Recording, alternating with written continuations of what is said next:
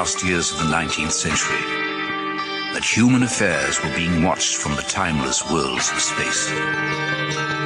No one could have dreamed we were being scrutinized as someone with a microscope studies creatures that swarm and multiply in a drop of water. Few men even considered the possibility of life on other planets. And yet, across the gulf of space, minds immeasurably superior to ours regarded this Earth with envious eyes. And slowly and surely, they drew their plans against us.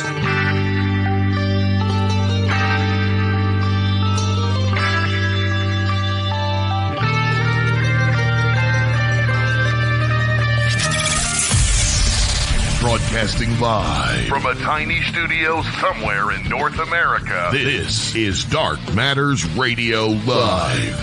And now I give you your host, the silverback of ufology. Here's Don Ecker.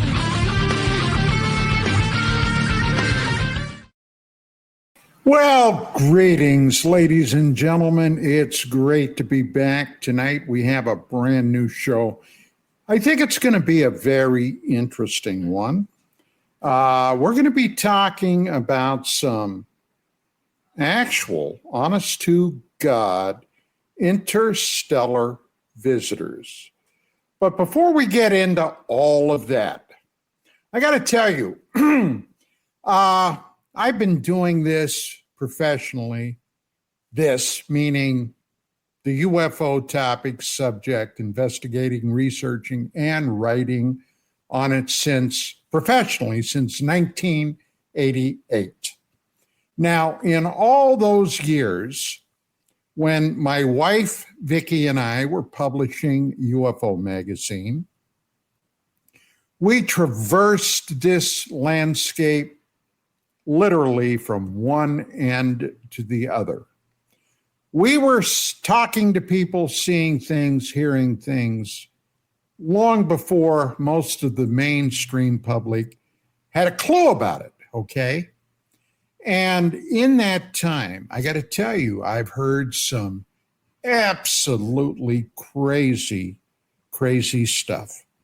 Now, coming from a background of law enforcement investigation, I got to tell you, I've held my peace on many things that I've heard, primarily because I need proof. I need to see evidence. Hearing a story can in itself be interesting, but if there's nothing to back that story up, well, hey, once again, just simply another interesting story.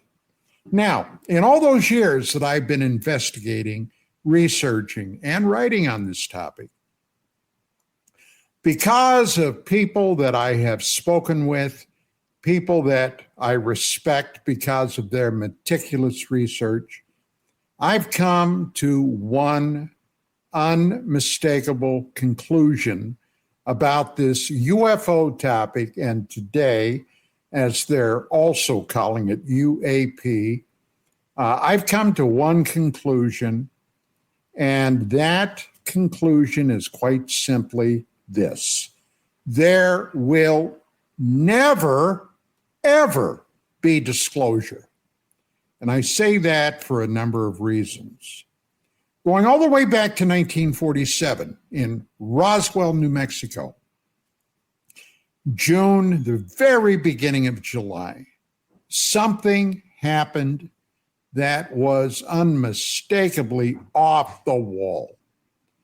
Now, in my heart of hearts, I've always believed that something crashed there that was not from here. Now, over the years, I've heard many stories about that. I've had one particular researcher, I'm not going to name any names, but this individual was convinced that it was the test of a Nazi V-2 rocket that the Americans had brought back to the States fired off with a monkey in it. Okay? Never believed that. Another very, very famous individual in the paranormal field. Okay, we got into it quite not viciously, but quite vociferously, because this individual was convinced it was the remnants of a Japanese Fugo balloon. Now, if you know anything about your World War II history, Japan utilized the jet stream in an attempt when we were bombing Japan into dust before the A-bombs. This was before. They came up with a plan, creating balloons, sending them up into the jet stream. The jet stream would carry them to the North American continent. These devices had weights and measures and all types of things on them, including bombs. They were hoping basically to start unquenchable forest fires in the American Northwest. Okay, plan never came to fruition from what they were trying to do. Although there was one case where in Utah, one of these devices came down and a group of people on a Sunday school, basically picnic, discovered this, had no idea what it was, because our government was keeping it totally quiet. They never advised the American public that these things were coming over. They were afraid that the Japanese would hear that they were making it here and they would send even more. But these people discovered this wreckage of this Fugo balloon, fiddled with it, it blew up, killing them. That's basically the only real action those Fugo balloons managed to do. A few civilians. So my association with this researcher was convinced. Now, look, those balloons were made from rice paper and so forth, okay? They were big, and they did fly, and they did get here, but they had no staying power. They would have corrupted almost immediately after coming down. So that situation, that explanation never made any sense to me. And finally, okay, knowing the people that I've known over the years, the people, some excellent researchers that, among others, took a real close examination of what did happen at Roswell, and the fact that I personally spoke to a retired Army general by the name of McMillan, who was apparently very well versed into what happened at Roswell, told me personally on the telephone that they were jumped on by command authority to shut this thing down. Roswell, okay? No doubt in my former military mind that Roswell was the real deal. Now, about a year and a half ago or so, because of everything that was coming out about disclosure, I basically sat down one day and I was thinking about this hard and heavy. And I wrote a paper called Disclosure, a dangle just out of reach. And in there, I came to the inescapable conclusion that the powers that be, whoever they are, all right, And remember, 1947, we have something called the MJ-12 document. Regardless of whether that's real or not, the names on that document are the people that would have been advised by POTUS, the commander-in-chief, the president of the United States, that at that time was Harry S. Truman. Okay. They would have been the guys that Truman would have contacted that discovered something that they found so troubling that they were terrified, absolutely terrified, that this would get out to the public. And at that time, it's very true, it may have destabilized our society and civilization as we know it. Now, in 1988, and this is just an aside, I became aware of some mutilations. Remember, back in 1981-82, as a criminal investigator, I was tasked to examine a cattle mutilation. I was basically unaware of all the wherewithal surrounding that phenomenon. Although I then did see Linda Howe's documentary. Linda Howe, a former reporter, did a documentary called A Strange Harvest. All across the United States, especially in the West, cattle were being, and other animals, not just cattle, horses, even wildlife, deer, bison, were being systematically mutilated. The mutilations, and the one I personally witnessed, were unmistakable. The cow that I happened to be assigned to investigate had half of its head, the skin peeled back, an eyeball missing, all right? The rectum and sexual organs of this cow, female, had been removed, all right? The thing that I found most disturbing about that case was the fact there was no blood, none whatsoever, okay? Now, later,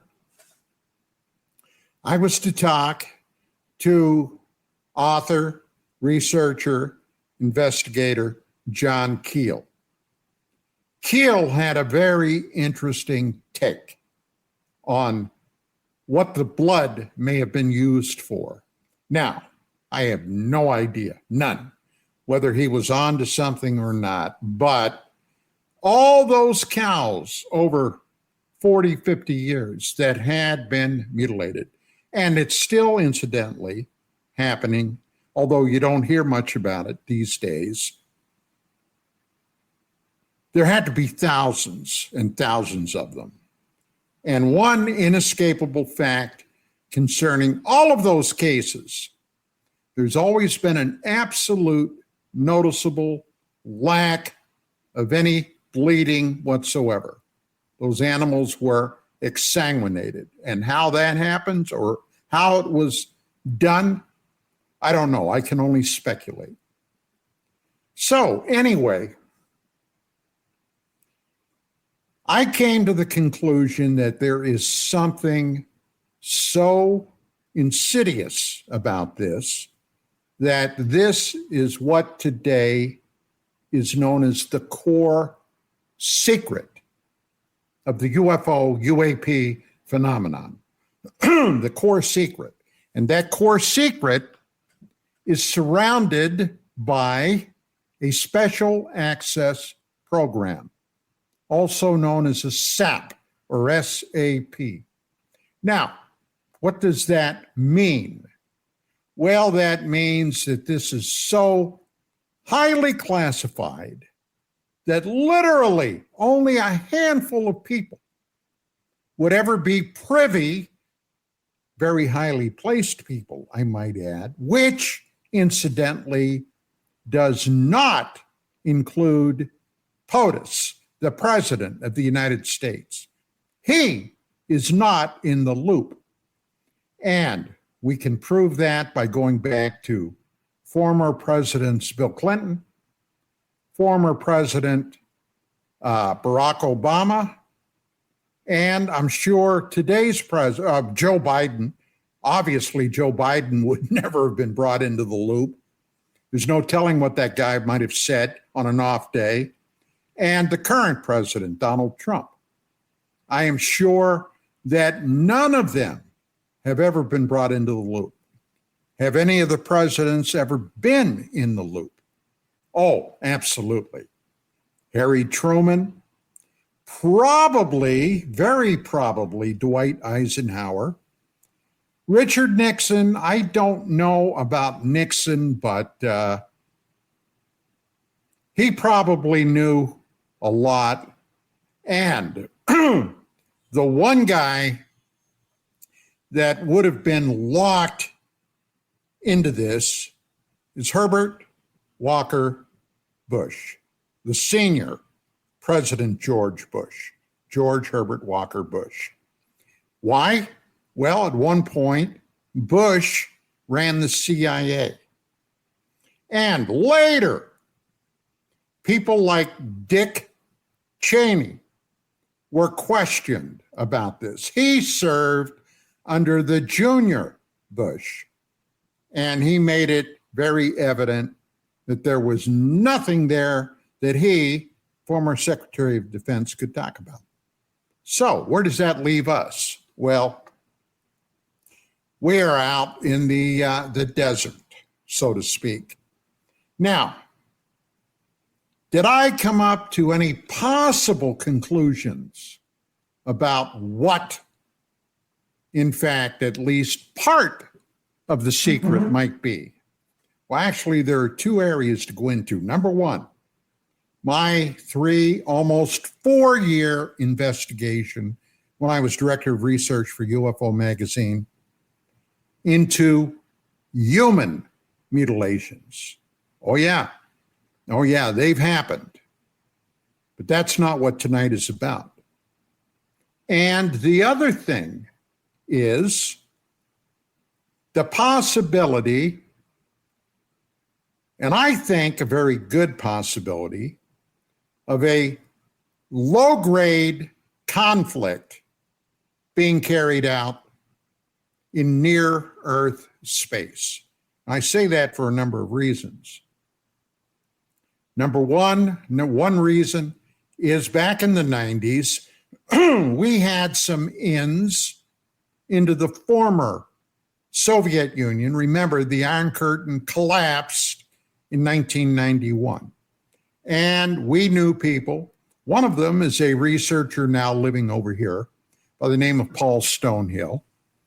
And Stonehill was very well acquainted, who originally came from the former Soviet Union, with some of the top then former Soviet researchers, scientists, among others, that studied the UFO phenomenon. And they came back with reports of ongoing conflict in areas like Siberia between different factions of the UFO phenomenon. In other words, look, if one group of extraterrestrials are coming here, there's no doubt in my mind that there are a number of others. Not all of them necessarily would get along. Hey, look at Earth, okay? How many different factions do we have here? How many do we get along with? How many do we have conflict with? Why would ETs be any different? All right, that's that. But I also documented in my paper conflict that took place in outer space, outside of Earth, all right? Now, that would be damn scary if that was part of the problem. And hey, if you throw into the mix human mutilations, and I've heard tales, rumors, okay, I'm going to tell you that up front, rumors that one of the reasons Roswell was covered up was possibly human bodies were discovered on the craft. Do I know that for a fact? I do not. But that is a possibility. So anyway, over the years, the 90s, up until about 97, 1998, UFOs were everywhere, okay? Then suddenly, the tide began to recede. Fewer and fewer television shows and others were basically covering the topic. Then in 2004, although we, as of yet then, had no idea about it, the Nimitz battle group encountered with the so-called Tic Tacs, all right? Now, there were some pretty startling things there. When that battle group encountered these things, and today, I might add today, there are many people in the mix that believe that the Tic Tac objects were actually ours. But if we have that technology, oh my God. But radar ships tracked these things, whatever they are, dropping from roughly 80,000 feet, damn near in space, to the surface of the ocean in less than a second. Now, like I said, if we have that kind of technology, well, who knows? And for years, I might add, that I have heard from people that I've talked with, faced with, interviewed, researched, that we have a secret space program, that we have the capability and the ability of traveling beyond our solar system. Do I know that?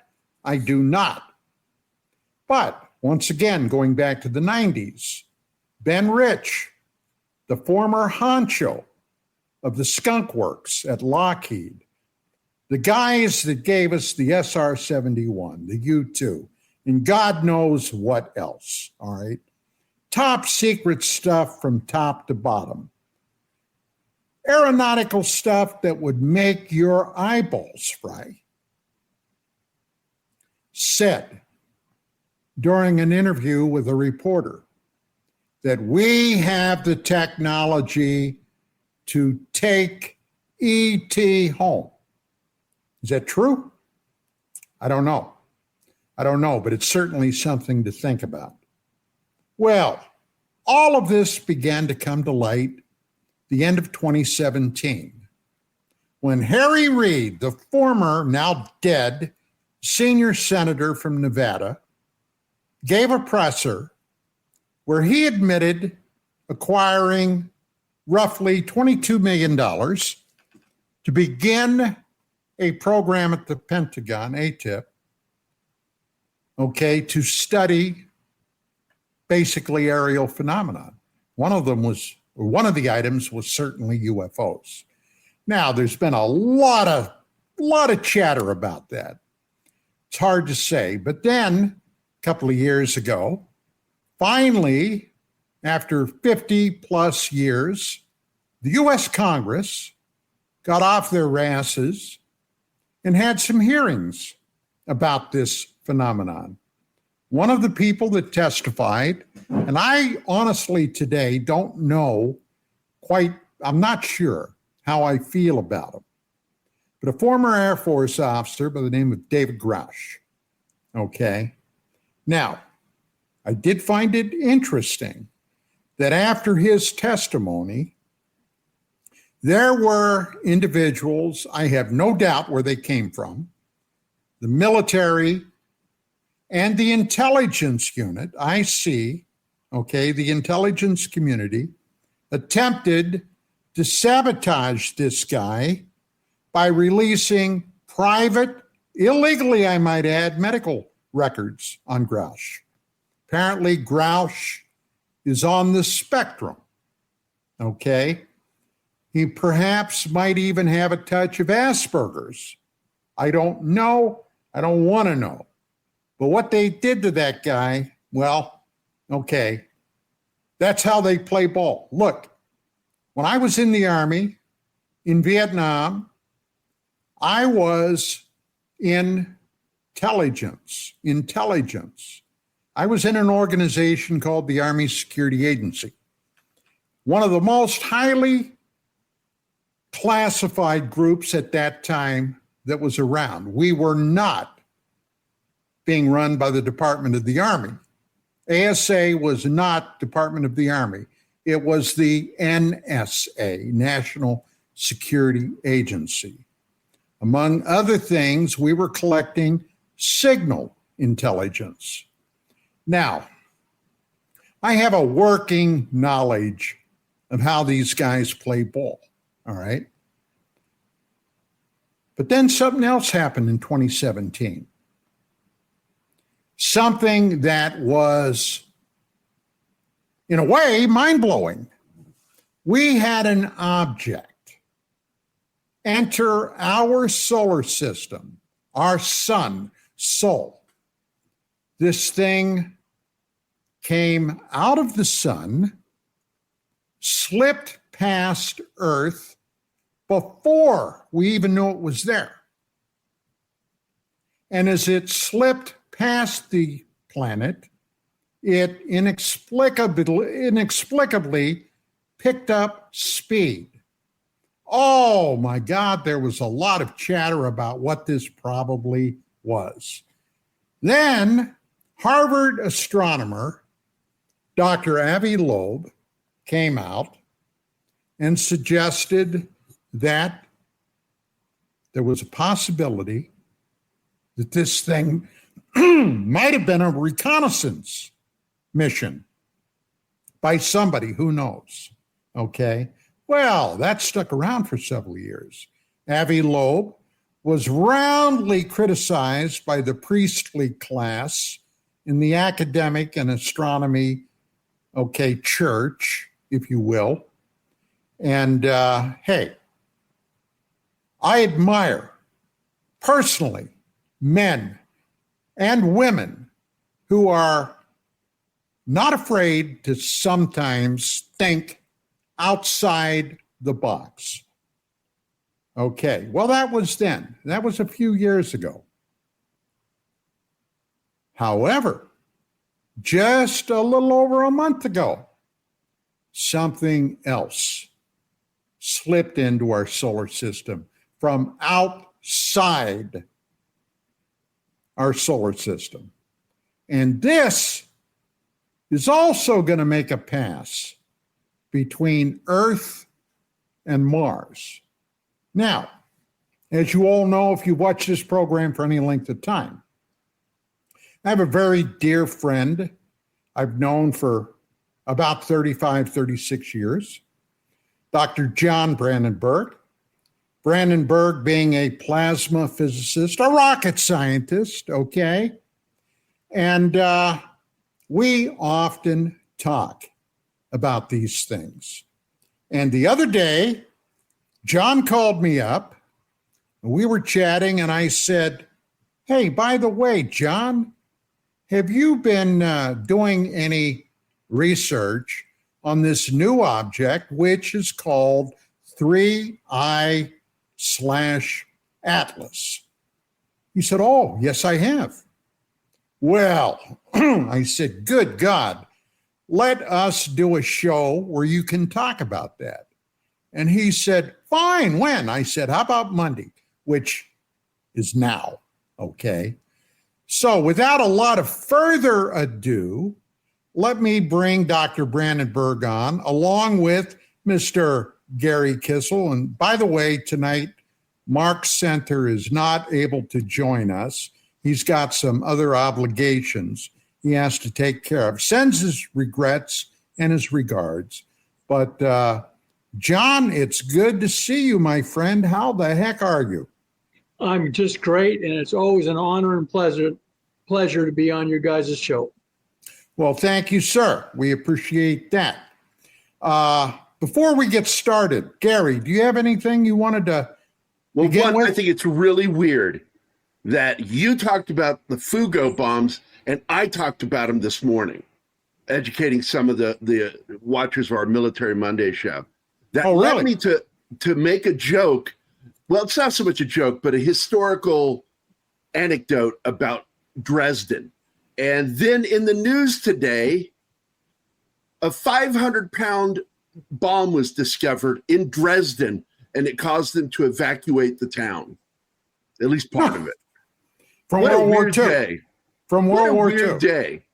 But I talked about the fact that the Fugo that came into the United States went into Oregon, and it crashed out there, and a woman and 5 children tried to drag it, and it exploded, killing all of them. Mm-hmm. And they were the only, to my knowledge, the only fatalities in the United States from them, or Canada. Which was kept completely quiet, I might add. Yes, it was. In fact, nobody even knew what happened because that was, and what the illustration that you're making there, which I like, is how secrecy is so important that the death of Americans don't matter. Yes. And it's something that you and I talked about because, like, the coincidences after Roswell are the creation of the CIA, the separation of the U.S. Air Force from the U.S. Army, and the creation of what document? Well, you're spouting off. I'll let you say. No. National Security Act. This is your show. I'm just here as the fanboy. National Security Act, yes. Well, okay, I allowed them to kill Americans. I pointed that out in my paper. In the event that it is under the National Security Act, it is considered a national security concern. These people, unknown bureaucrats, don't know who they are, don't know what agency they're in, can make a determination that somebody, and I'll just use the street vernacular, needs to be whacked because they're impinging upon national security. So in other words, they can come in and put a bullet behind your ear and nobody's going to say nothing about nothing, okay? Yep. That's what it can mean, John, when we talked the other day, Yes.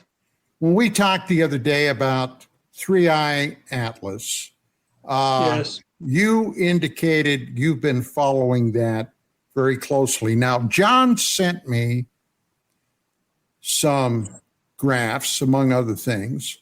We're going to be showing some of those tonight. Not yet, but we're going to be showing some.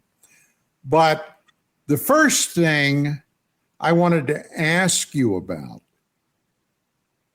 there are many similarities between 3I Atlas and 6, 7, 8 years ago, Oumuamua, aren't there? Yes, there are. They're very close. Lay it out for us, buddy. Lay it out. Okay. Oumuamua was, they even called it a comet initially, but it didn't put out any gas, which comets do. Comets are, dirty snowballs. Mostly they evaporate near the sun. And they determined Oumuamua had a solid surface. It was more like an asteroid, they called it, which means it could have had a metal surface. They bounced radar off it. It was only spotted after it had already passed, made a close encounter with the Earth, because it came from the other side of the sun, bent under the sun by the sun's gravity, and flew out of the sun, just like a fighter plane, trying to avoid detection. So then suddenly it was flying past the Earth like a bullet, and it's only then that we found it. So that's one data point. And of course, it was on a interstellar trajectory. It wasn't going to go into orbit around the sun. It never was in orbit. It just flew by so fast it was going to fly out of the solar system. But it only passed near one planet, and that was us. And it looked like it was deliberately targeted on us because it passed quite close and didn't pass anything else.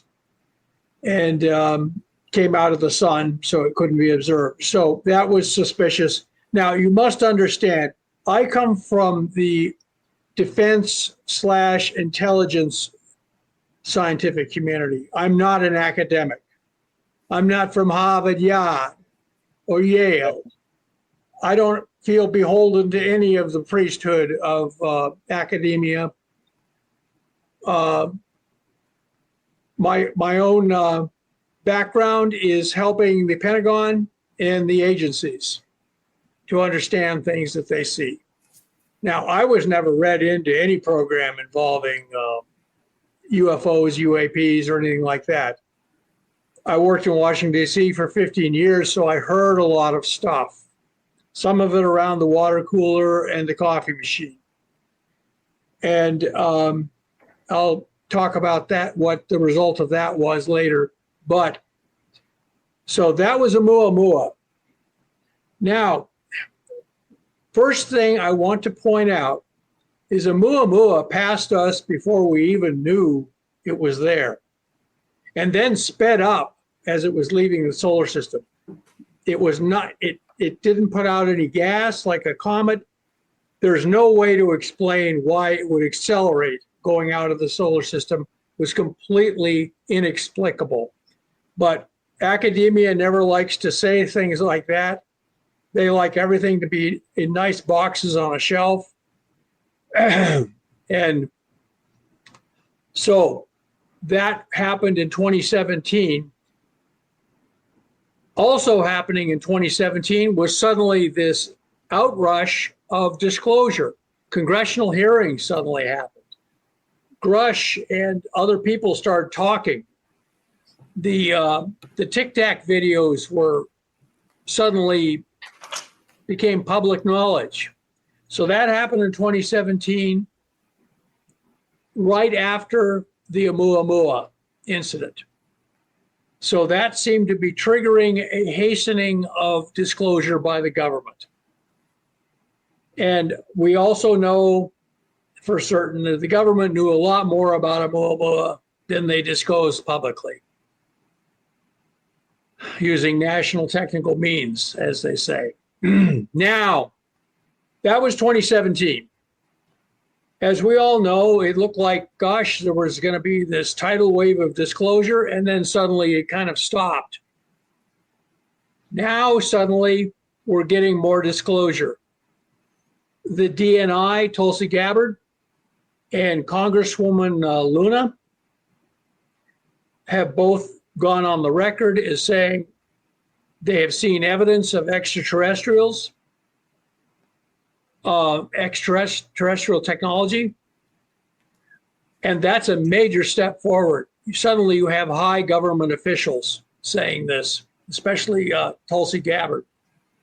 And you'll notice they had two quite lovely women announcing this to the public, and both of them looked completely unruffled rather. They didn't look like they were worried at all about this.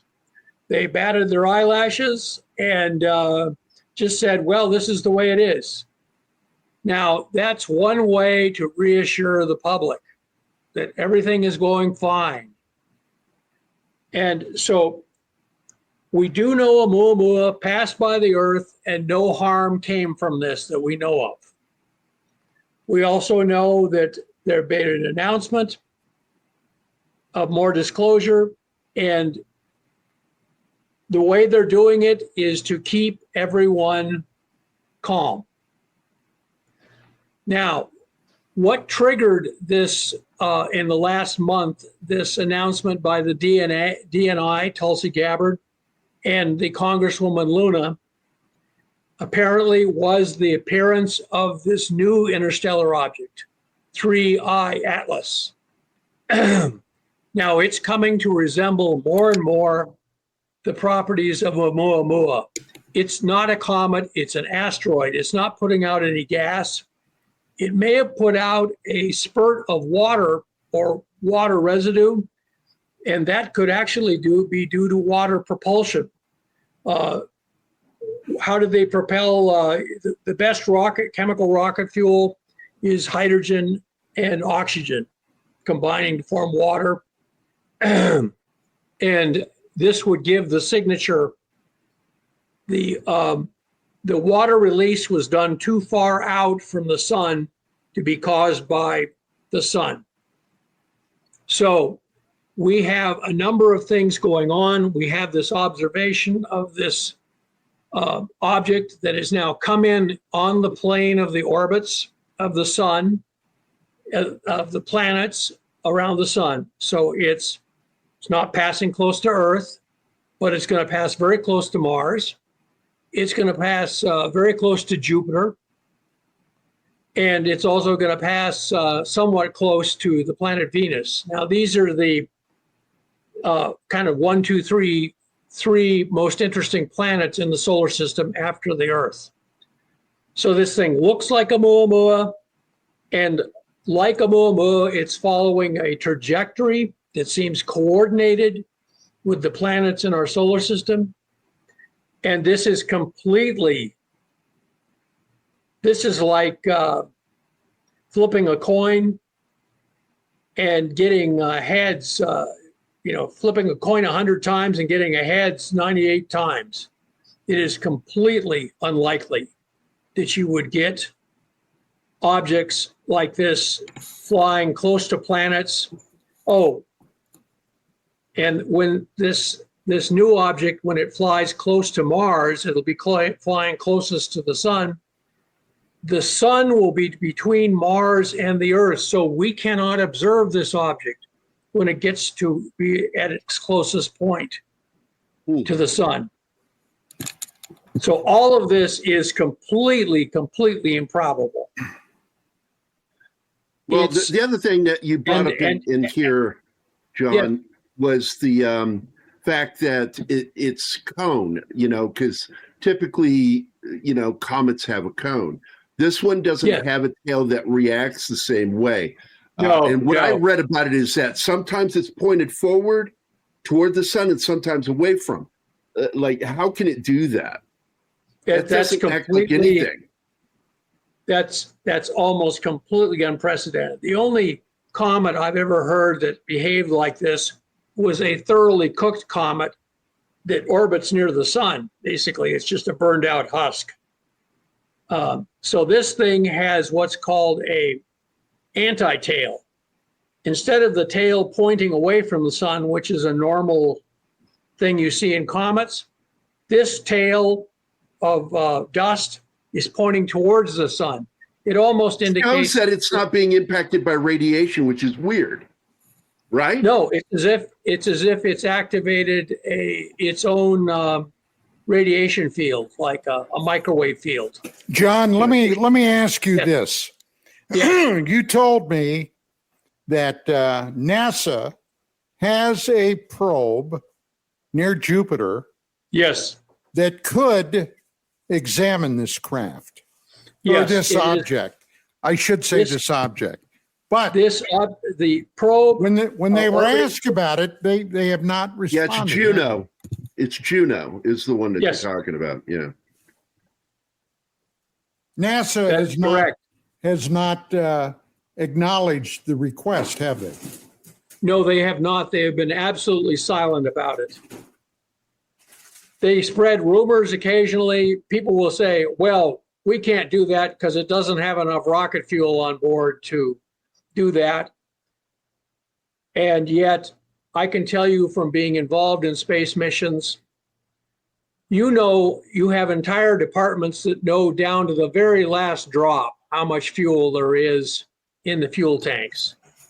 Jet Propulsion Lab is running the Juno probe. they could call up on their computers instantly how much rocket fuel they have and how much maneuvering capability they have with that rocket fuel. And it's my understanding they have plenty of fuel to leave orbit around Jupiter. But by the way, this probe is already at end of life. They were going to crash it into Jupiter's atmosphere and burn it up.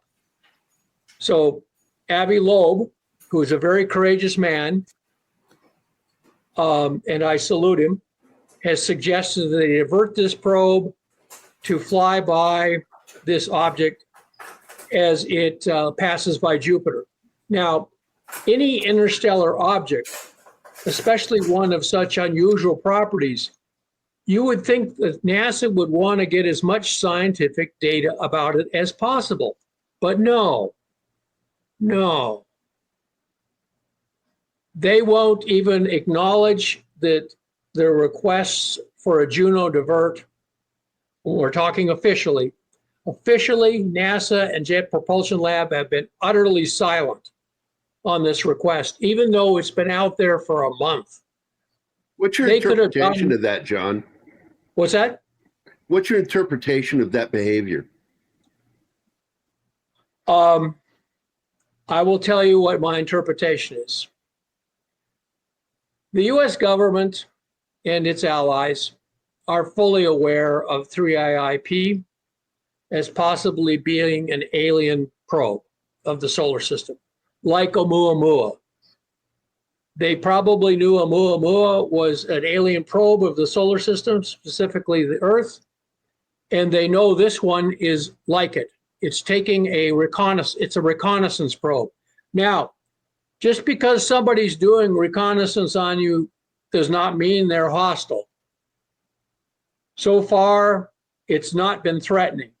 And this latest probe is not going to get near the Earth. That's very important to remember. It has made no overtly threatening, neither probe made any threatening moves towards the Earth other than flying past it. So that's very important. It could be simply a scientific expedition by somebody else. However, the US government knows far more about this than they have acknowledged publicly. They don't want the Juno probe to fly past this object because then people will want to see the pictures of it. And they don't want to release the pictures because they know it's probably looks like the Battlestar Galactica or something. So this is why the US government, this is creating, I believe, a secret crisis within the US government and the allies of the United States. They are trying to figure out what to do. I believe we have national technical means that we will be able to monitor this thing at all times, even when it's on the other side of the sun. We have a lot of probes around the planet Mars. Some of those probes have very powerful telescopes that can actually look at it without even leaving Mars orbit.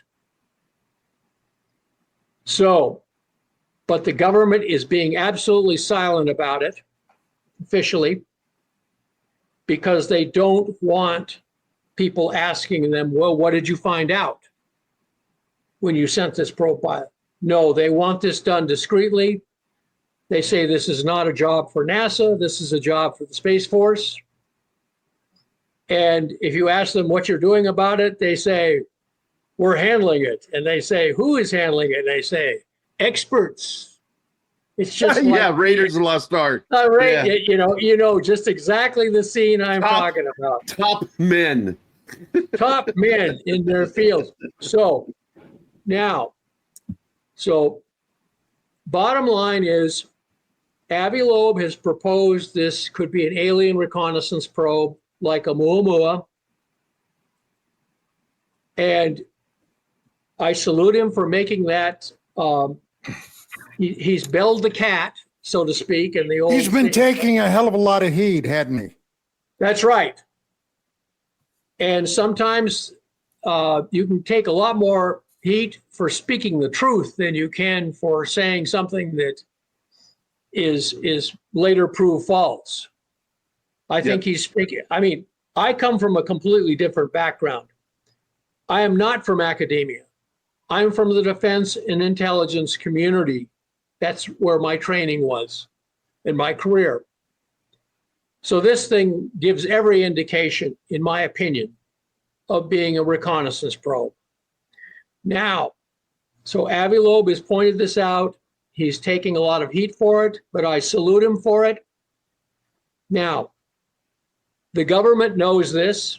I'm certain that the government is highly aware of this, and they don't want to acknowledge their concern to the public because they're afraid the public will get upset. And when I first started hearing about this, I had moments of fear. I thought, suppose it is what Avi Loeb says it is. We need to be paranoid. We need to really think that way. It's foolish not to. Jerry, my saying nowadays is if you're not slightly paranoid, you're not paying attention to what's Stephen going Hawking, on. before he shook off this mortal coil, what did he warn us about alien intelligence? We should not be looking for them. We should just try to be as quiet as possible. We should make ourselves real small. And so now, the government knows this looks like a reconnaissance probe. The government knows this and is taking appropriate action, but we don't know their ways and means of doing that. In the meantime, we must realize that the Oumuamua probe passed by the Earth. It did us no harm. And this one is not even headed towards Earth.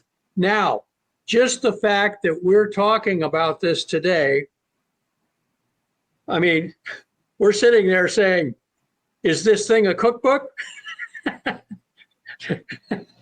This book we found by the aliens, is it a cookbook? If we could, Well, look, great science guys, fiction show. Look, guys, Sure. the last couple of weeks, I've been hearing, well, quite frankly, quite a bit of paranoia about this, potentially. Now, like I said, I've been banging around this field for decades. And over the years, I've heard all types of fear-mongering stories about the evil aliens, okay? And most of it has come to absolutely nothing. Now, that's not to say it's all nothing. There have been mutilations. There have been human mutilations. There have been people that have been killed in the vicinity of the UFO phenomenon.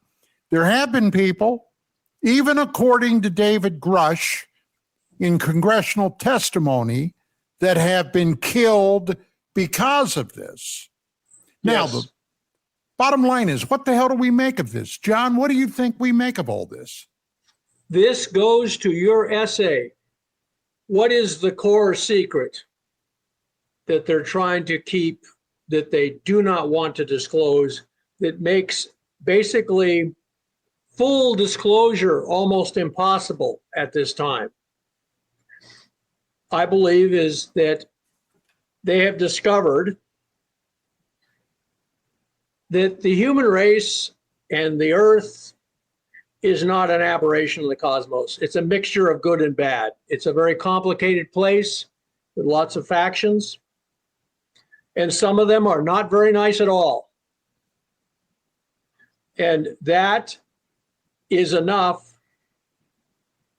to make sure that they don't want to talk about the core secret. Now, I've written a book called Cosmic Awakening, where I speak to this core secret. Turns out this core secret may have been discovered at Roswell itself, which began the whole UFO cover-up in the modern era. And that is that the Roswell incident was because we were storing all of our nuclear weapons at Roswell in 1947. We had 5 nuclear weapons left over from World War II. And the UFOs were spying on them. and we may have shot down 2 of them with P-61 Black Widow night fighters using veteran crews from World War II. So that may be what really happened at Roswell, and they discovered in the wreckage human remains, perhaps mutilated. In any case, they knew that the intention of some of these alien groups, especially the Greys, were hostile towards the human race. I'm not saying all of them are hostile. Apparently, there's a lot of people, species out there that are quite friendly to us and are actually protecting us. That's what I believe. Well, gentlemen, we are under a minute, John. Oh, okay. Before we've got to go to break. Can you finish up very quickly, or we can certainly pick this up on the other side? Bottom line, we are going to be okay. The future will look like Star Trek. We're just trying to get the book. Cosmic Awakening is about this transition we're going through, and it's a rough transition. It's a rough ride, cross country, basically, in our Land Rover. But it's going to turn out okay in the end. There. Okay. Well, ladies and gentlemen, tonight you are listening to Dark Matters Radio. My very special guest and very good friend, Dr. John Brandenberg, is joining us. Thank you. We're going to be picking up on the other side. We got to do the break, so stick around because we're going to be back. And we are back. Oh, do we lose somebody? Temporarily. Connection. Oh, there I he had is. a search party for him. Oh, I found him. The aliens got him, by The God. aliens got him. Because he stepped away for a second. I see. Okay, I get it, Bill. I had to step off camera. I got to tell you, right now we have 2 of the most beautiful women I have ever seen. Tulsi Gabbard and Luna are just beautiful women. You and said I it, love Jerry. watching them speak. You said it. And by the way, Luna has taken Lou Elizondo to the mat this week. If you guys have been keeping up on it, Lucky called him Lou. out. Yeah. No, I missed that. What's the deal? Luna gave him an opportunity to come speak up there with this a committee, and he was a no-show. He was a fucking no-show, and she called him out for it. Yeah. Well, I've met Lou. He's a soldier, and he's just following orders. Yeah, he is. I met Lou via the telephone. Yes. I told this story a number of times. And initially he said he was more than willing to talk to me.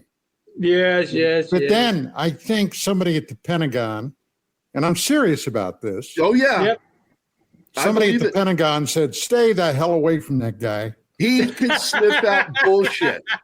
And guys like you, if you get your hands on Lou Elizondo, you will tear him apart in an interview and really start showing to where he'll just go, sorry, I'm losing you, and then leave the show. Yeah. You know, because he's part of this whole disinformation, because Red Panda and Manny and I, we talk all the time, and he is at the center of this.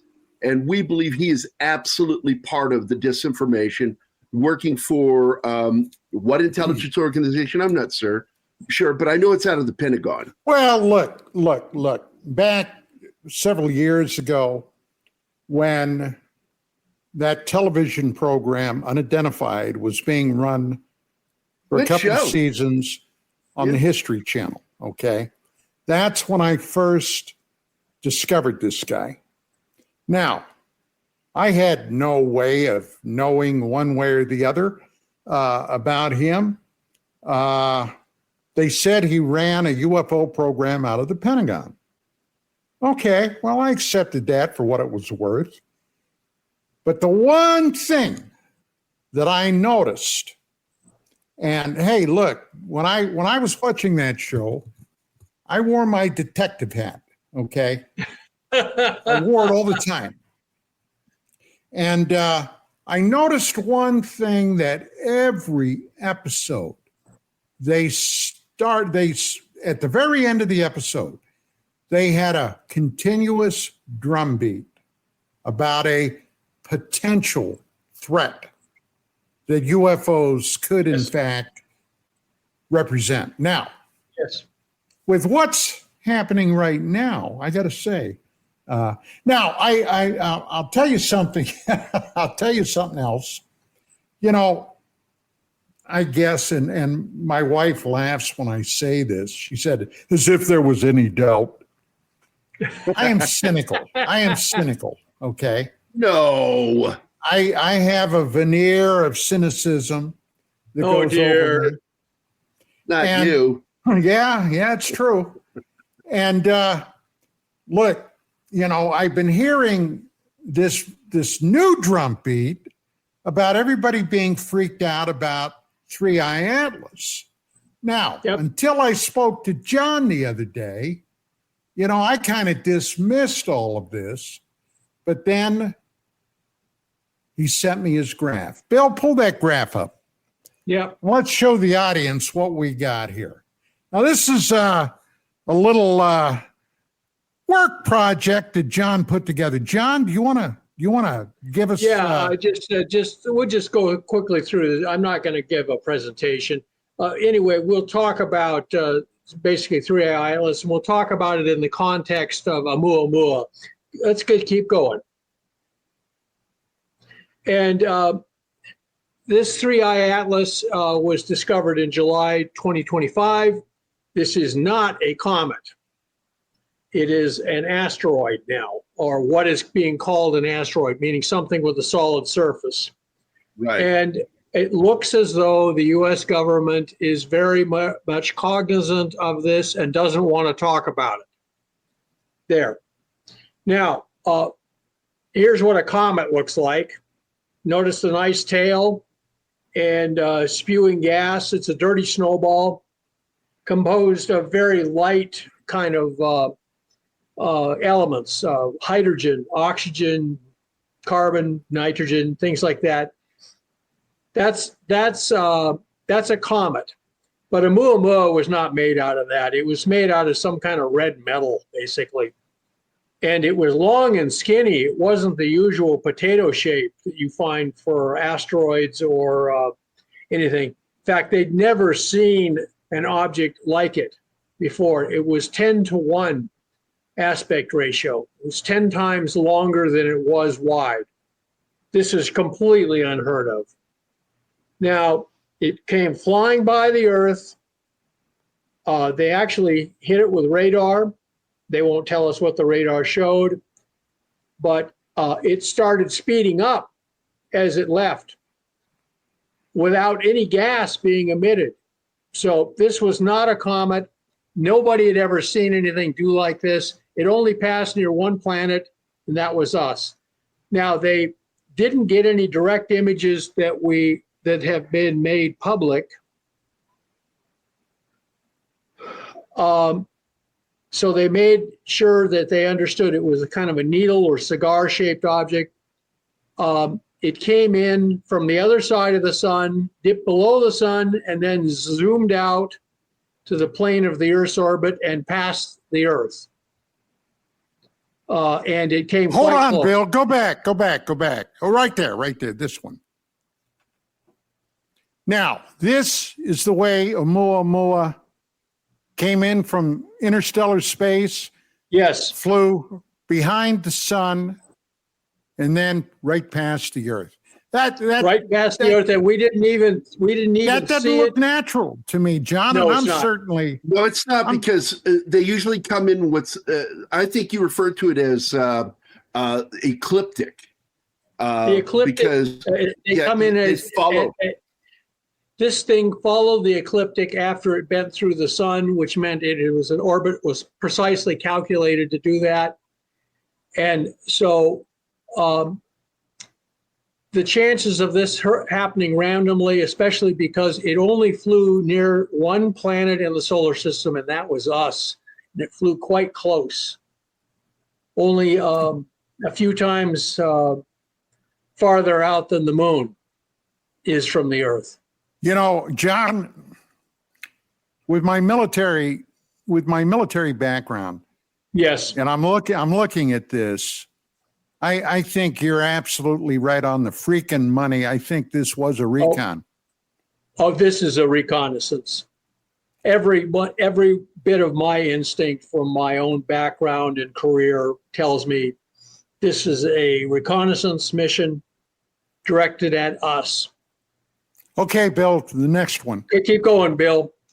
Now, that was Oumuamua in 2017. And there's its, now it made no water vapor emissions, no emissions of carbon dioxide. I mean, comets are made out of water ice, and then even evaporating quicker than that is dry ice and other frozen things like methane that evaporate far from the sun. None of that happened with Oumuamua. Okay, now, so Oumuamua, in Professor Avi Loeb's opinion, was possibly an alien reconnaissance, and I tend to agree with him. Now, we have it's been 7 years, and we have a new object coming in. This one came in right at the plane of the Earth's orbit and the other planets. It's going to pass by Mars, very close. It's going to pass by Jupiter, very close, and somewhat close to Venus. And it lies right in the plane of the Earth's orbit and the other planets around the sun. And when it passes close to the sun, which is going to be when it's close to Mars, the sun will be between it and the Earth, so we can't watch it. We won't be able to see what it does. If it decides to make a big course maneuver on the far side of the sun, we won't even know about it till it pops out from behind the sun. So this is worrisome. However, I am quite confident that the US government is in fact monitoring it, will be able to monitor it even when it's on the far side of the sun, possibly by using some of the Mars probes. So this thing looks just like Oumuamua. Keep going, Bill. Okay, this just shows the orbits of all of these things. We had an actual comet. I mean, it was just a comet. It was interstellar. It was called Borisov. It came in.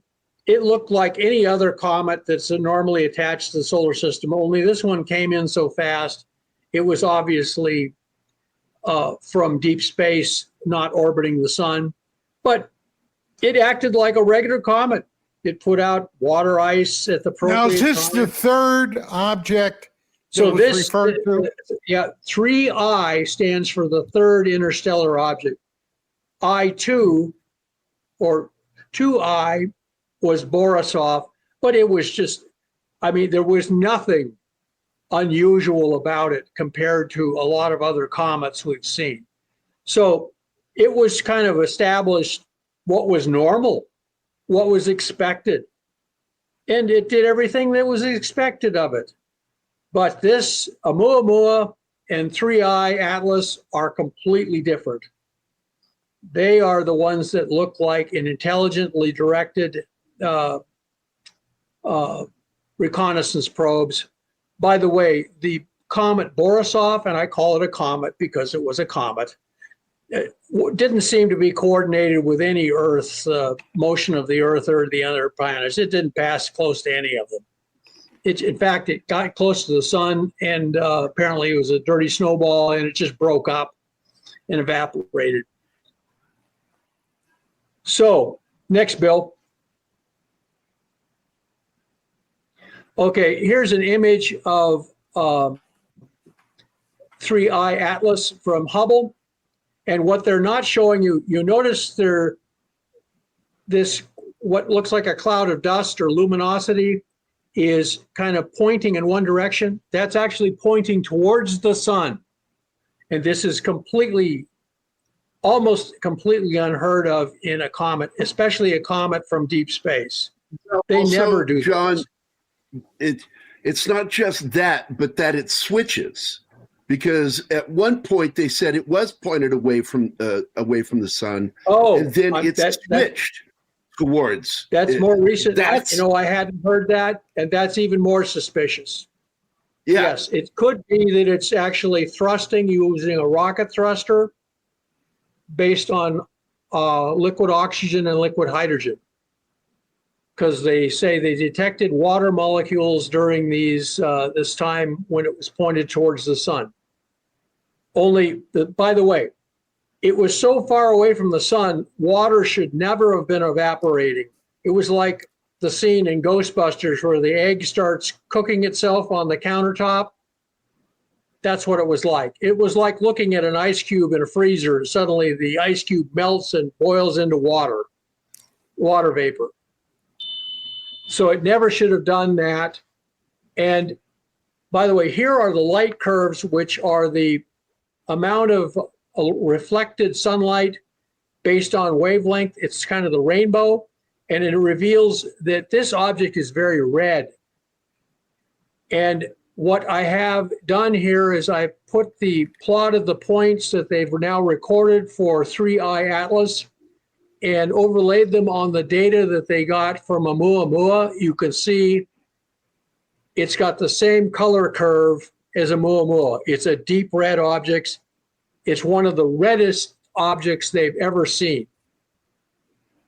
So this thing matches Oumuamua, and it's not putting out any gas. So it's not a comet. This thing is, I just say it's an Oumuamua object. There, I just say it's an Oumuamua object. Okay, now what are the odds of this coming in on this weird orbit, passing these planets, and having these peculiar? So here's a thing coming in on a strange path, and its properties are strange. So everything has warning flags on it. My every instinct, just like for Dawn, my every instinct is this is a reconnaissance probe. It is not natural. They're even attempting, what's interesting is they're making fairly crude attempts. Whoever sent it, and I believe somebody sent it, is making rather crude attempts to make sure that we can't get a close examination of it. And that's good, because this also reveals that they don't want to be known. But they're not very good at it either. So one of the things that's nice is by being on this show, if they're monitoring this broadcast from this probe, they know we're onto them. We've discovered the book. Their great book is actually a cookbook. We've discovered it, and has a great deterrent value. Well, since this is my show, should I go and load my shotgun? Not yet. Okay. Just check your shotgun, make sure you got some ammo, but don't load it yet. Yeah, okay. In fact, I'd recommend some salt shot just to piss them off. Well, I'm quite confident. Guys, look, how long have the UFO phenomenon been with us? And I discuss in my book, Cosmic Awakening.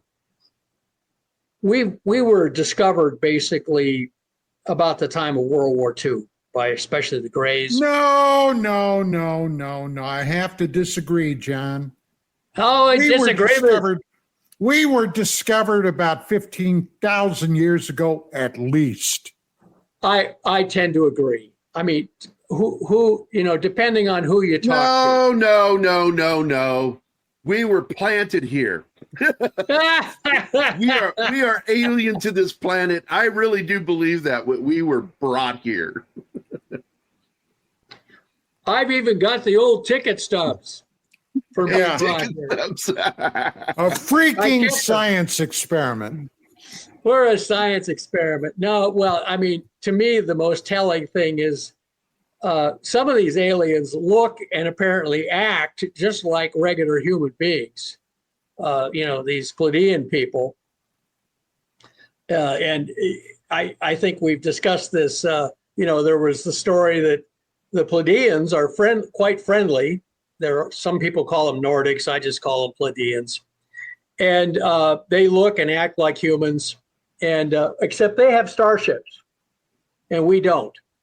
Now, they are apparently, the reports are, is they are helping us and protecting us. They'll probably send us if they're like human beings, they're going to send us a bill later for their services. But and I may have mentioned this before. This is such a crazy ass story. I decided to believe it. They said they had. Well, I mean, if you're dealing with things that resemble and act like human beings, then you got to prepare yourself for crazy stuff. It's too crazy not to be true. Yeah, it's too crazy. No one could make this stuff up. So apparently they had a team of Pleiadian scientists and technicians out at Site 51 helping us to build better saucers. We're getting technological help. Okay, that makes sense. But apparently 2 of them were women, and they got bored out at Site 51 because it's nothing but cactus out there, and they could see the lights of Las Vegas over the mountains at night. So these 2 women started pestering their human hosts that they wanted to go to Vegas and see some shows and try their luck at the slot machines. So after this is the story. It sounds like my wife. It sounds so familiar. If these people look like us and apparently act like us in a lot of ways and like us, they get along fine with us pretty well. I don't trust them. In fact, I don't trust anybody completely, but I don't even trust the Pleiadians because they look like us. But anyway, their human host said, okay, so they got them some outfits, these 2 women, and some escorts to discreetly take them to Vegas. So they brought them to Vegas. They took in some shows. They played the slots. They told them they couldn't go to the poker tables because they're psychic. And they didn't want to attract a lot of attention. So anyway, and then they brought them back and they were happy. So so that's just crazy enough that I actually believe it. And there's probably, and there's a lot of stories, especially from Latin America, of abductions and basically romantic encounters with. Bill, give us the next slide. Okay. Yeah. By the way, that's the Juno. Okay. Yeah, that's the Juno probe that they want to divert, and NASA won't even talk about it. Jet Propulsion Lab, they won't say whether it's feasible, not feasible, just complete silence. And Congress Representative Luna, she asked NASA. NASA won't respond. Okay, so people ask me about Oumuamua and 3I. Well, okay, so maybe it's harmless. Maybe it's just a peaceful reconnaissance. And then they say, what's the worst that can happen? Well, the worst that can happen is the Trojan horse. I say, bring it in. What's the worst that can happen? Yeah, well, you lose everything. So we have to be cautiously optimistic. I would say keep your eyes peeled and your powder dry, but expect that things are going to be okay. Let's be optimistic. For all you sci-fi nerds out there, if you know Star Trek, reconnaissance means probe. Yes, reconnaissance means a probe, an intelligence gathering expedition. Now, you also remember from Star Trek that the human race was embraced by the Vulcans, the people who were Spock's people. They welcomed us into the Galactic Federation. They decided that we were mature enough and smart enough to be part of that. And, the picture of the future in Star Trek, especially, I'm a Captain Kirk fan. Picard is fine, but I like Captain Kirk and Nurse Chapel and Lieutenant Uhura, all of that. let's just say that the future was not without danger. It was an adventure. They had the Klingons, they had the Romulans, but they had the Vulcans, they had the Andorans.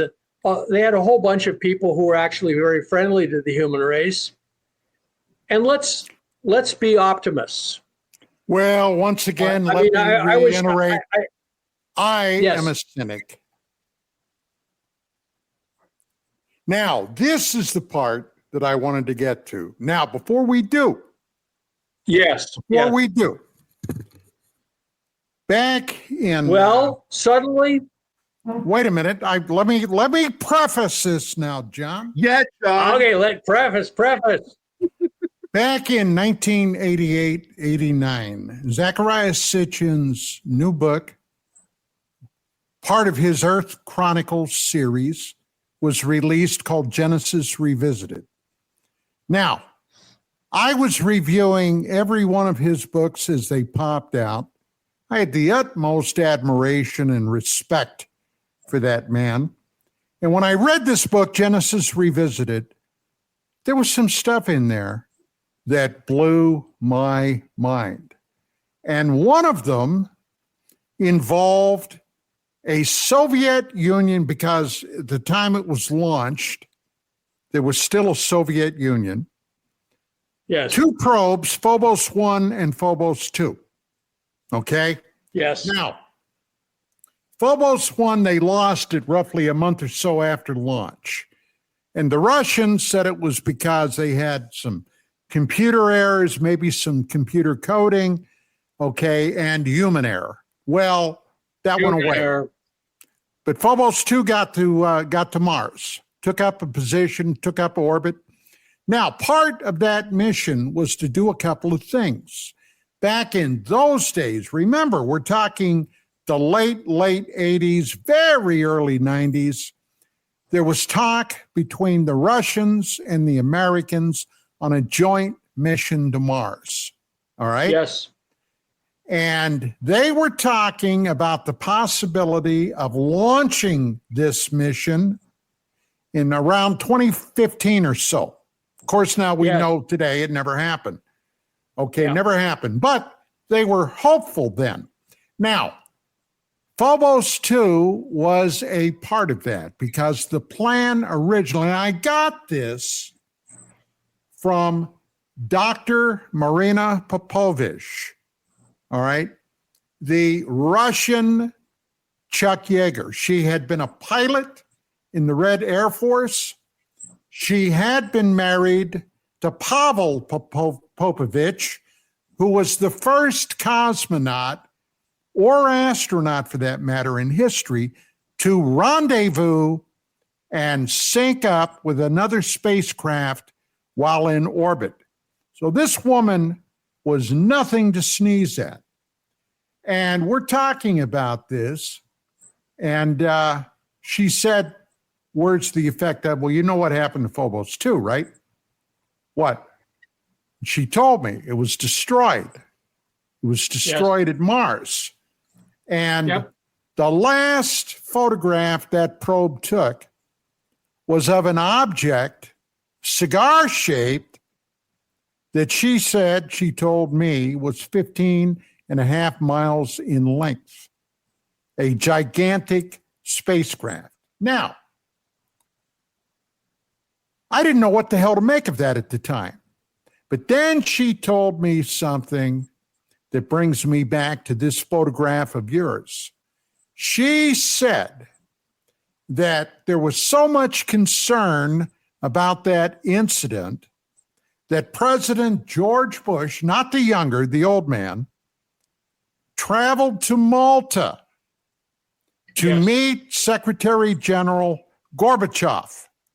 Now, at the time, and if you go back and you check the records, you will see that there was a hell of a storm going on.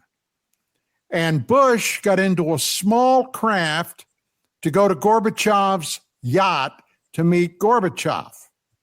And he took a lot of criticism and a lot of heat for putting his life in danger, the way it was described.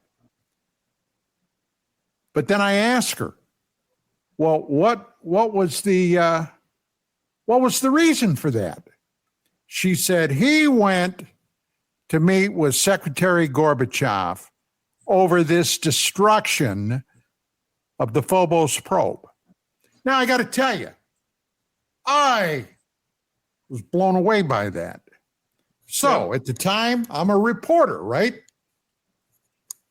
I call up the White House and I got Marlin Fitzwater on the phone. I had to ask for him. Do you know who that was? Sure. That was President Bush's press secretary. Press secretary, yeah. And I said, well, sir, I was told by the Russians that this is what they talked about. Is that true? And he laughed me off the phone, said, no, goodbye, and hung up on me. Okay. Well, that told me more than I wanted to know. Okay. That's right. There's a way that you do something like that. Yes. And that was not the way if they wanted to just shut this down. So, you know, I got to say, I think Marina Popovich was telling me the truth. I believe it. Well, I read it in Aviation Week, but they wouldn't show any pictures. I got the picture. Yes, I saw it. Yep. I got the picture, and I got it from her. But tell us about your theory, your hypothesis about this just happened meeting. Okay. Now, the 3I Atlas is a very recent discovery, discovered the 1st of July. Since that has happened, President Trump decided he wanted an immediate summit with Putin. So they arranged it for a military base in Alaska. Where And now Trump today- flew a B-2 bomber over them, which I thought was so Absolutely. freaking gangster. I mean, that was gangster. I know. It was gangster. And so what happened is they had the meeting, and the Ostensibly backstory I about heard is Ukraine. that- Ostensibly about the Ukraine.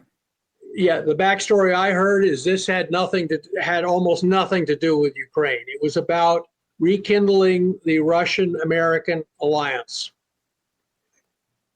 And now you will notice the following Monday, all of our our NATO Western allies are sitting in the White House. They arranged this summit overnight. There's been no time for anyone to coordinate anything. Suddenly they're all at the White House, and that supposedly is about Ukraine. But what's the big emergency about Ukraine? You know, the battle lines there are fairly stable. The Russian army is not closing in on Kiev or anything like that. Instead, they say, well, we have to have a meeting with Zelensky, and here's all of these Western leaders meeting all at once. This is unprecedented, especially a meeting. Normally meetings like this are planned 6 months in advance. This one was just thrown together in 24 hours. So there is apparently a crisis going on, a secret crisis. Not only that, since 1st of July 2025, we've had DNI Tulsi Gabbard, military veteran, and another military veteran, Representative Luna, have acknowledged basically knowledge of ETs. They've done it in a very kind of evasive fashion, but they have acknowledged it. John, So I got to say they've this. When I was in Southeast Asia, in Vietnam, and the nasty little bastards were shooting at me. I didn't have any comrades that looked like this. No, you did not. And this reminds me of, remember when the Russian MiG fighter guy defected with his MiG-25 Foxbat and landed in Japan, and he was running out of fuel. And just before he started to land, a female voice came on the radio and told him, it was a recorded message that said, "Comrade, you're about to run out of fuel. Please land." And what they do is they have women record those messages because it's very calming to men. So they've sent the two most calming figures they could in the government to reassure us. And by the way, neither of them looked panic-stricken to me. There they were, batting their eyelashes at us, telling us everything is fine. Oh, yes, and we know that there's ET technology out there. So, this government, I think, is going through a secret crisis with its allies. And so I think what we're going to see is a renewed U.S.-Russian military alliance. They're going to somehow put a bandage on this Ukraine conflict, and my opinion is they're going to end it abruptly with some kind of peace agreement. And if the Ukrainians aren't happy with it, what they'll do is ship them another $10 billion like we've been doing. Well, I got to tell you, and this is something else I noticed, that Vladimir Putin has been doing a little apple polishing of Trump. Absolutely. He said, President Trump would have been in power, the Ukraine war would have never started. And I believe that. That's something that Trump had been trumpeting, no pun intended, for quite a while.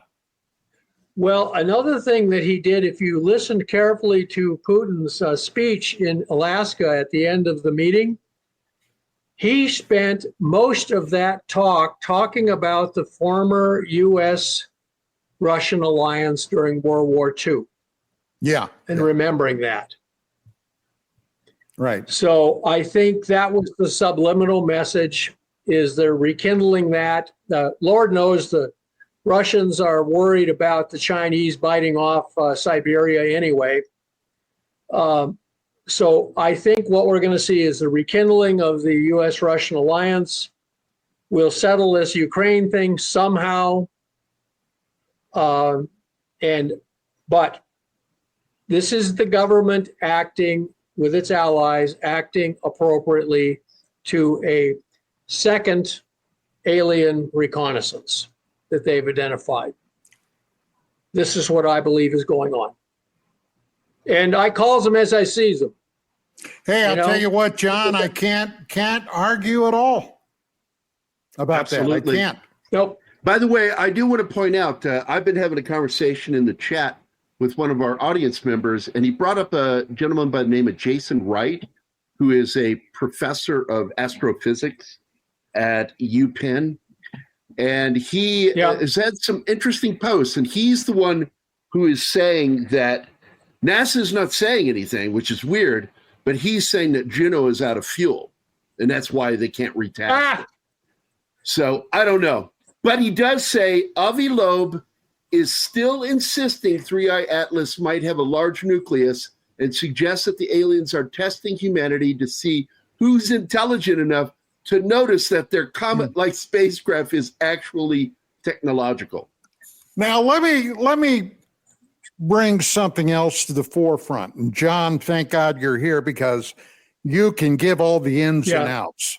In my paper, okay, disclosure, a dangle too far.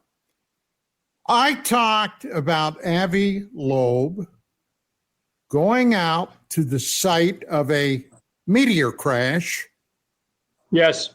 And dredging up debris from the meteor Yes. and doing an debris. analysis on it. Well, John, when I was doing this paper, John and I were talking quite a bit. And John said, well, you know what, Don? He said, that's interesting. I'm going to do a little research on that myself. And he That's did. right. And not only did he do that, but he came up with a very frightening conclusion. He discovered in Loeb's research that some of the material apparently was nuclear. John, do you want to take it away? Yes, some of there's two groups of elements that are very rare in the cosmos. One group is uranium and thorium, and those can be components of nuclear weapons, of course. But another of the group of very rare elements, believe it or not, is very light. That's beryllium and lithium. The only place in nature you find, the only place, we're not even talking nature, where you find those kinds of elements concentrated together is in a nuclear weapon, because they use beryllium and lithium and uranium and thorium in nuclear weapons. So this is what apparently Avi Loeb discovered in some of these spheroids. They not only did they look completely unnatural, but they looked like they were part of nuclear weapons technology. Now, there's a perfectly, and I'm indebted to Sean Hazlitt for this explanation. There's another interpretation. It could have been what's called an Orion drive, which is where you use small nuclear weapon explosions to boost a spacecraft up near the speed of light. It's a low-tech way to get a spacecraft to a nearby star system. And that would also use nuclear weapons technology. So that's a more positive way to look at it. But I published this, and there was zero commentary on it, zero.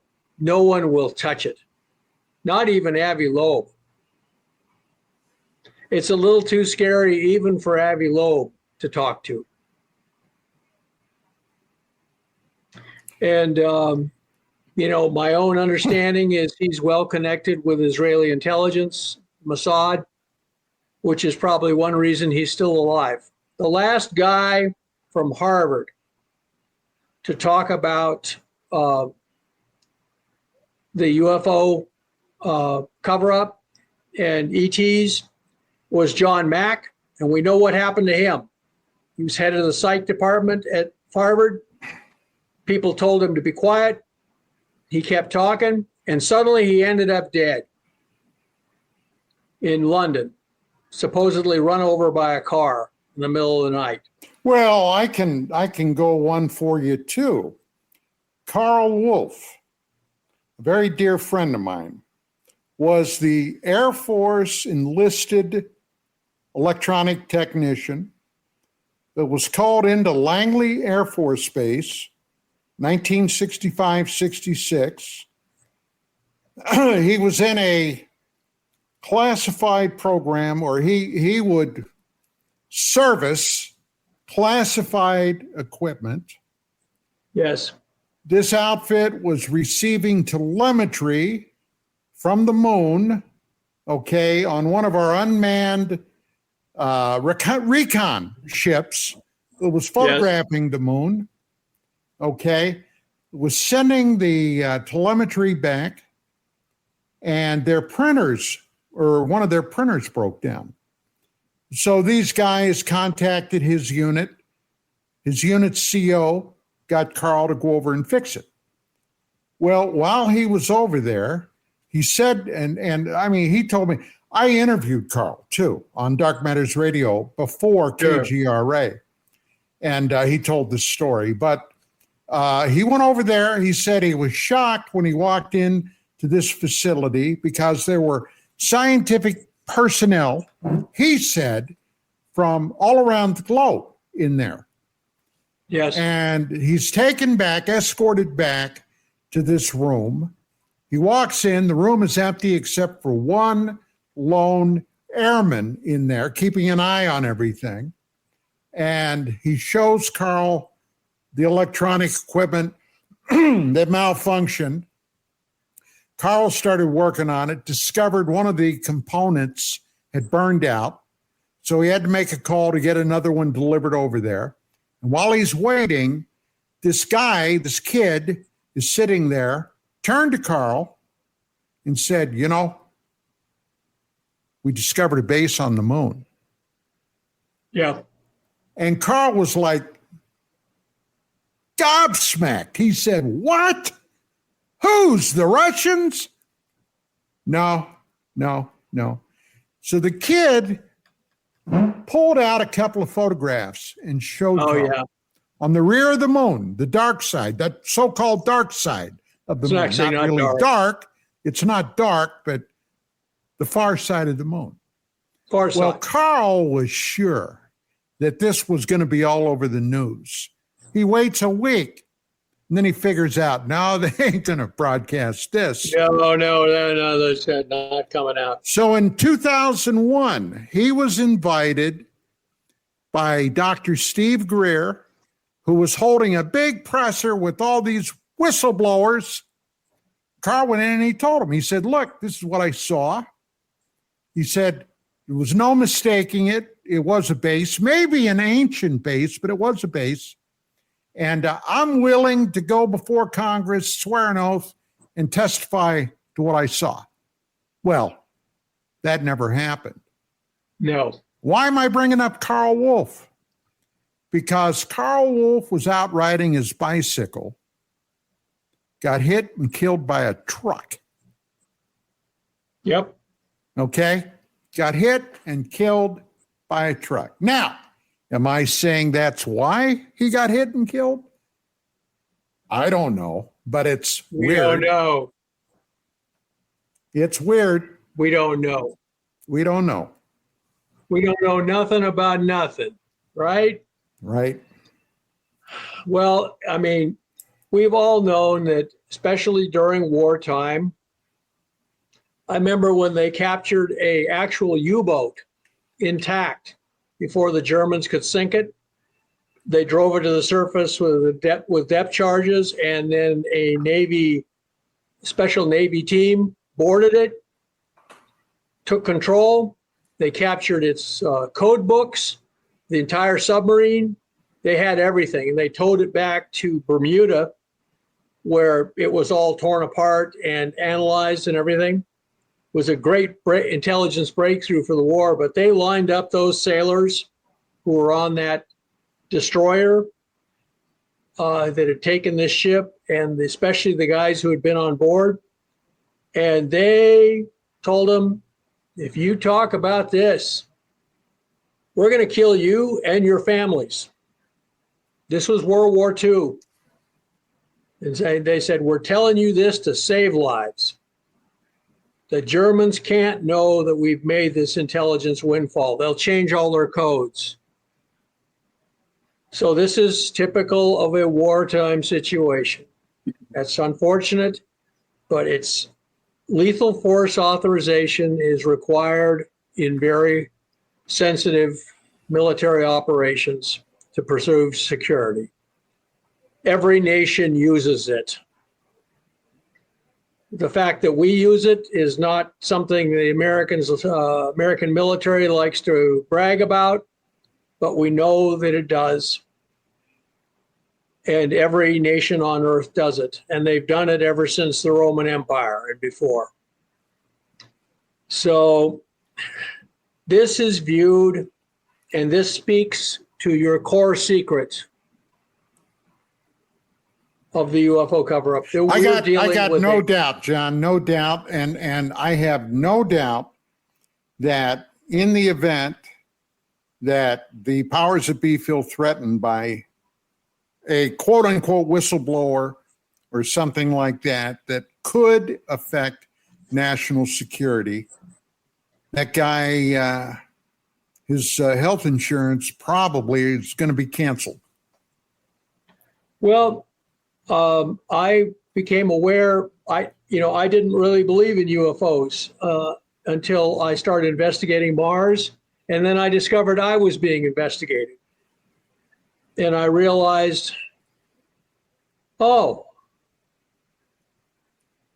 extraterrestrial intelligence is considered a classified matter. Apparently, I was waiting for the tap on the shoulder to tell you, because I had security clearance and everything. I was waiting for the tap on the shoulder to tell me to quit investigating. I was part of the independent Mars investigation team started by Dick Hoagland.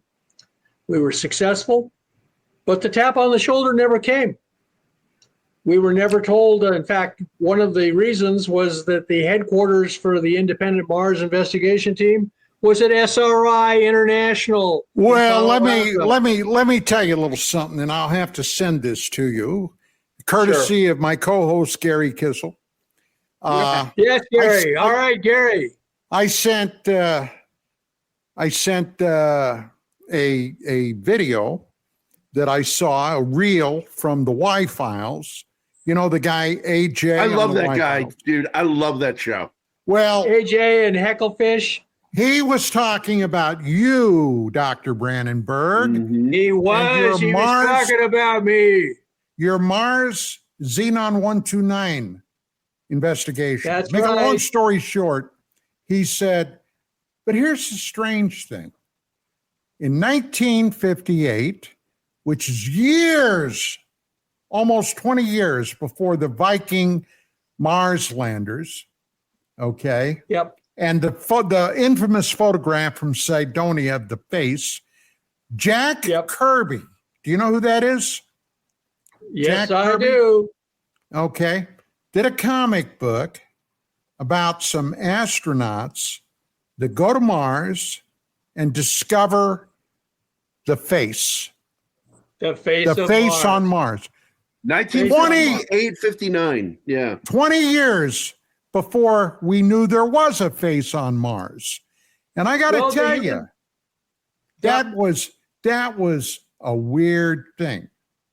It sure was. Weird. But he was friends with, by the way, a lot of people don't know this, he was friends with Wernher von Braun and other people working at what would become NASA.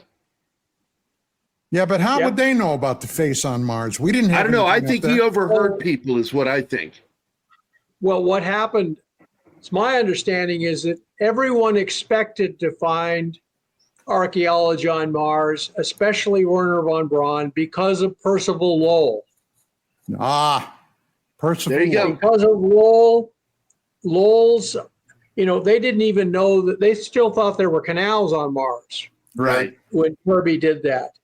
And so then they went to Mars, they found there was no canals, but then they found water channels, and they realized, oh, Percival Lowell was not wrong. He just was a little bit, his eyes were a lot sharper than anyone thought. Instead of canals, he found water channels.